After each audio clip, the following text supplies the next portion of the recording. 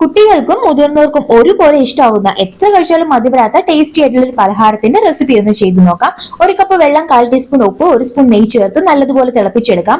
1/2 cup റവ ചേർത്ത് mix ചെയ്ത് യോജിപ്പിക്കാം. റവ കുക്കായിട്ട് വന്നു കഴിഞ്ഞാൽ ഫ്ലെയിം ഓഫ് ചെയ്ത് അടച്ചു വെക്കാം. ചൂടാറിയതിനു ശേഷം കൈകൊണ്ട് തന്നെ നല്ലതുപോലെ കുഴച്ചെടുക്കാം. കുറേശ്ശെ എടുത്ത് ചെറിയ ചെറിയ ബോൾ ഷേപ്പിലാക്കി എടുക്കാം. എല്ലാം റെഡിയാക്കി എടുത്തു കഴിഞ്ഞാൽ മീഡിയം ഫ്ലെയിമിൽ ഒരു 10 മിനിറ്റ് നേരത്തേക്ക് ആവിയിൽ വേവിച്ചെടുക്കണം. വേറൊരു പാനിൽ 1 സ്പൂൺ നെയ്യ് ചേർത്ത് കൊടുക്കാം. കുറച്ച് മുന്തിരി ചേർത്ത് റോസ്റ്റ് ചെയ്തെടുക്കണം. ഇതിലേക്ക് 1 കപ്പ് തേങ്ങ ചേർത്ത് കൊടുക്കുന്നുണ്ട്. കുറച്ച് നട്ട്സും കൂടെ ചേർത്ത് കൊടുക്കാം. നമ്മുടെ കയ്യിൽ ഏത് നട്ട്സ് ആണോ അവൈലബിൾ ആയിട്ടുള്ളത് അത് ചേർത്ത് കൊടുക്കാം. കുറച്ച് കൂടുതലായി തന്നെ എള്ളും കൂടെ ചേർത്തിട്ട് നല്ലതുപോലെ തന്നെ ഒന്ന് റോസ്റ്റ് ആക്കി എടുക്കണം.